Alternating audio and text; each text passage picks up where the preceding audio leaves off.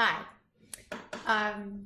I am going to continue with the lattice, and I'm also going to be talking on how my opinion of how our art thrived through the vast changes in our culture and our systems. And so I'll just keep weaving and talking.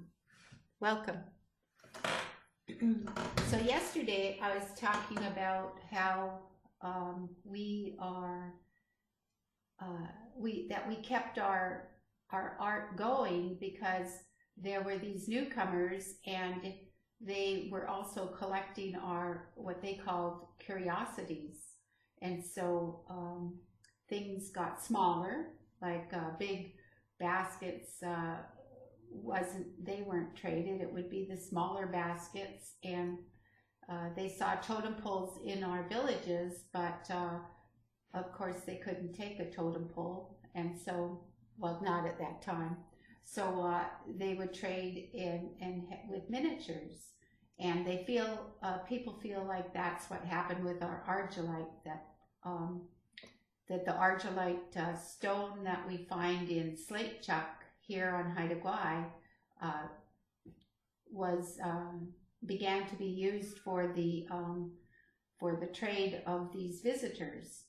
But there is another reason why I feel real strong about why this art thrived beyond all of these terrible changes in our world, and that is ceremony. I talked to you a little bit about how in the early days the visitors were greeted in ceremony.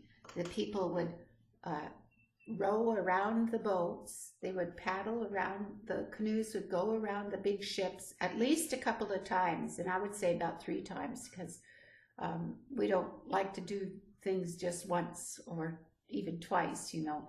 So I imagine that there would be a ceremonial surrounding paddling around the boat, and then there were dances where the feathers were scattered, that the feathers in a headdress were danced out, and so that was a lot of ritual, a lot of ceremony with greeting, and even when we leave from a gathering, we would sing our way away. And so song and dance and ceremony were, from the very beginning, a big part of our culture. And so those ceremonies lasted a long time, and we were going through some real changes in our, you know, when the missionaries and the miners and the whalers and the strangers came to our country. There was a lot of changes economically, and so then there came the deaths, the waves and waves of deaths, because we didn't have the immunity to smallpox, or, well, no one really had the immunity to smallpox, but the measles and chickenpox, things that in the European countries it was just a childhood diseases, but for the indigenous people it was really, really dangerous and deadly, and so there was a lot of death that happened, and the villagers, one village, all the deaths happened, so they had to move from that village, and they moved to bigger villages. So we have Skidegate and Masset, where the bigger villages were, and they came together after the deaths in other villages. So, but beyond that, we still needed our ceremonies, because when house chiefs moved from their own traditional villages and came to Masset or Skidegate, how they fit into the society was important. And so the feasts and the inaugural ceremonies all were part of the big feasts in the big houses to show what prestige or where you ended up on the level of society. So those ceremonies and feasts within our big houses were really important, and we continued to use our ceremonial objects, our masks, our whistles, our clothing, our puppets, just all the things that were part of our ceremonies within our big houses. We continued that because if a house chief came, then there'd be a feast to welcome him. And then there would also, within that feast, then that newcomer chief would find out where he fit into the hierarchy of that new village that he was going to.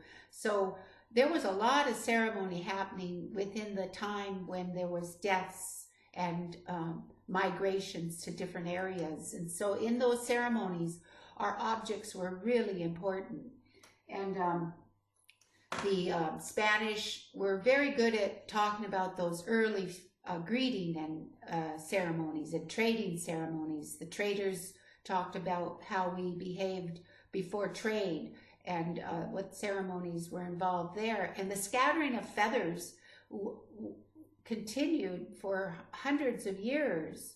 And so inside our houses, we blew feathers to the audience, and it was all a lot of rituals. And so within those houses, that's where the traditions of our masks and our carvings and our weavings, all of that got maintained within our ceremonies. And so when we talk about the northern geometric weaving, the ravenstail, how it was lost and forgotten throughout the years, I would attribute that to the fact that the women who were very much in control of the trade out in the waters, they saw the European blankets and clothing that got brought to us, and they grabbed right onto that, and that was a consistent trade item. So for these ravenstail robes, I think that was their demise, that the newcomers' trade blankets came and replaced these. But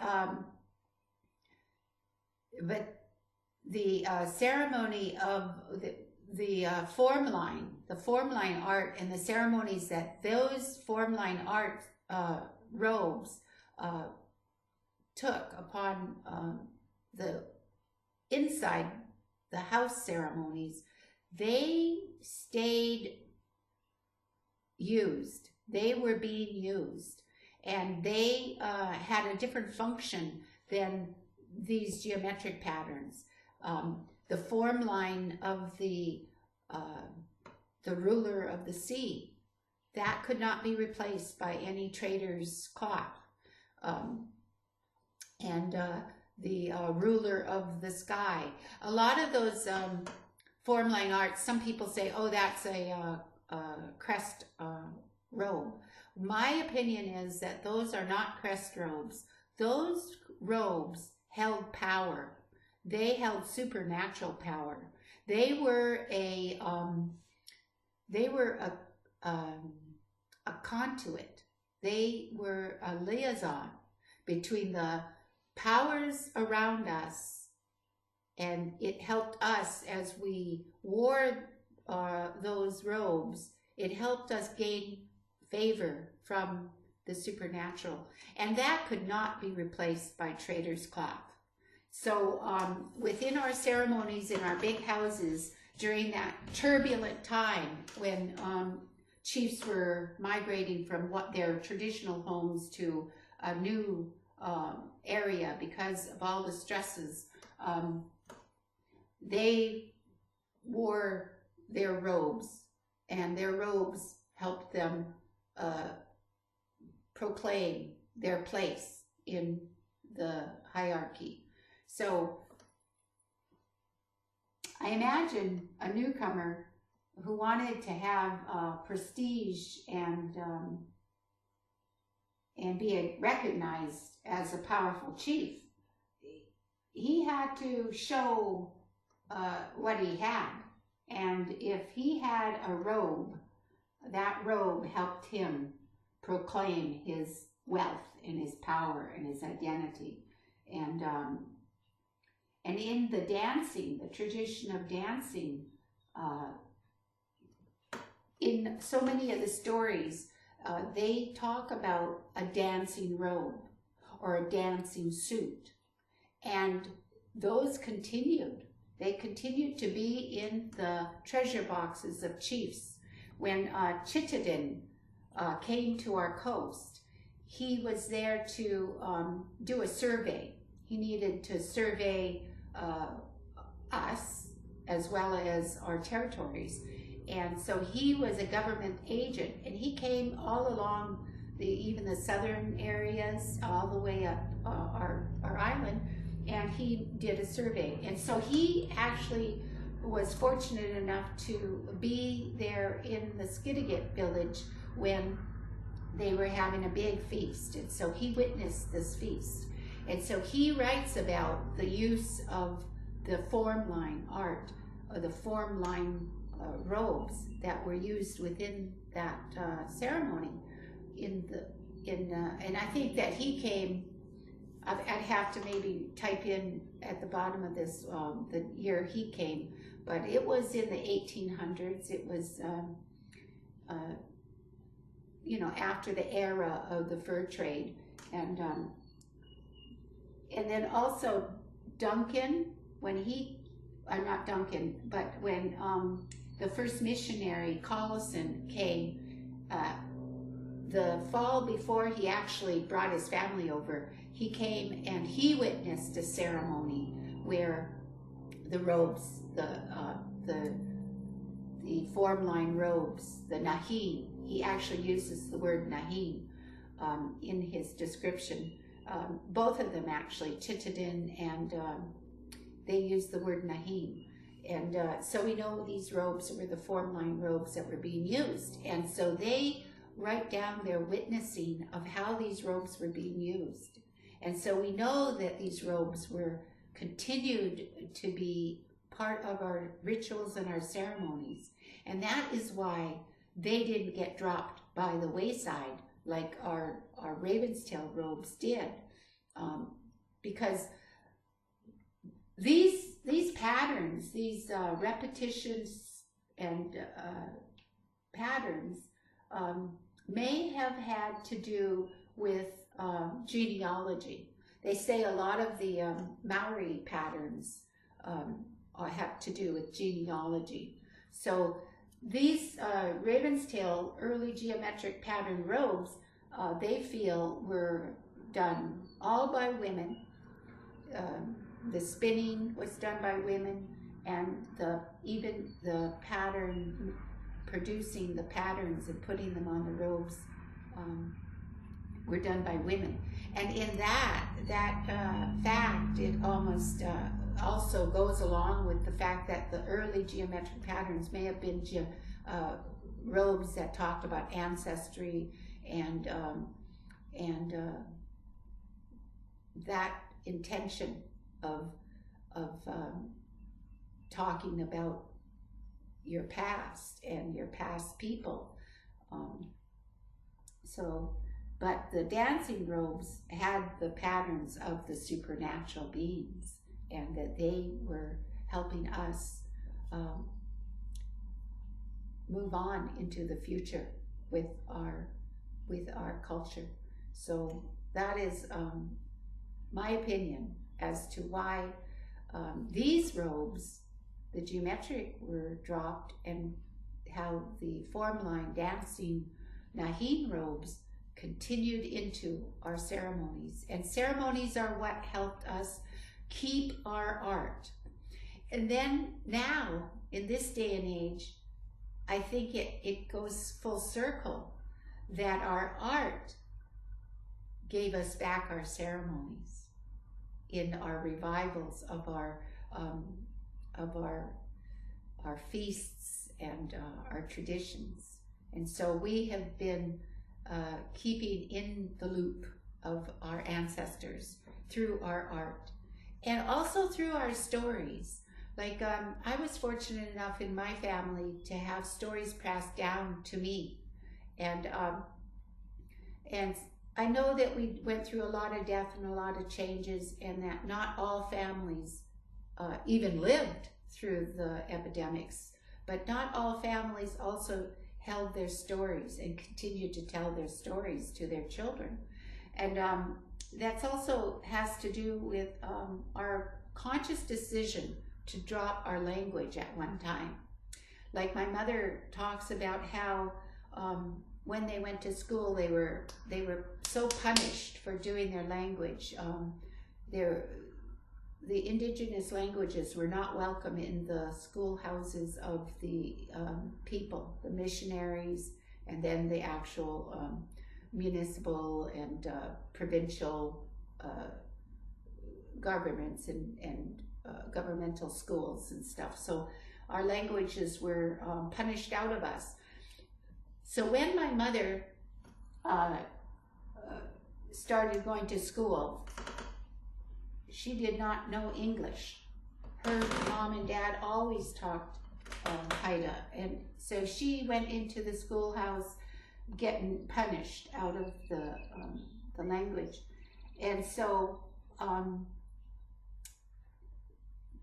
my grandfather Alfred Adams and my grandmother Selena Paradovich were aware of that, and so they made a conscious effort to continue speaking Haida in their homes because they wanted their children to be able to talk and get the wisdom of the grandparents, the grandmothers, and they knew that if their children stopped speaking Haida, they would not be able to speak to the old people. And that's how it was, is that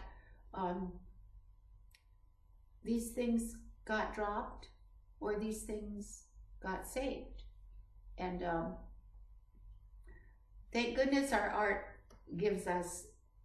has given us back so many of our traditions and our songs. Like there's so many people who saved those songs, and we have to really thank a man that isn't even Haida to say he saved a lot of our Haida songs by learning them and singing them, and that was Mungo Martin.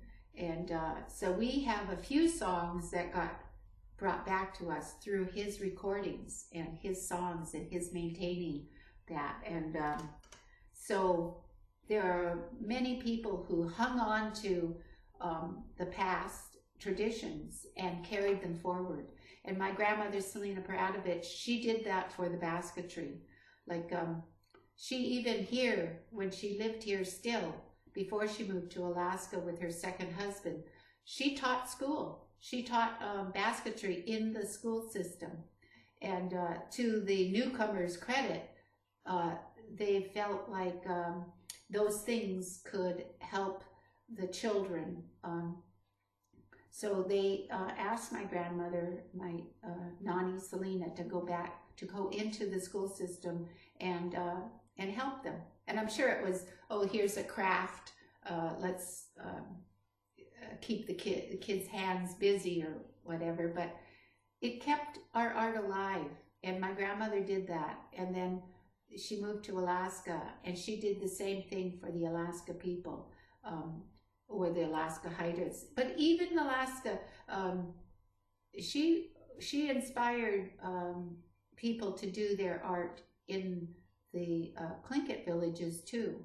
And my mother followed in that footstep and and went even further. She learned Tlingit weaving, and she learned Tsimshian weaving, and she kept that alive. But my grandmother came, she was here, she kept it alive here by teaching young children in school, and then she went to Alaska and she continued her weaving, and she was a bridge for the art of weaving. So those are my thoughts about how we kept our art alive. And thank you for joining me.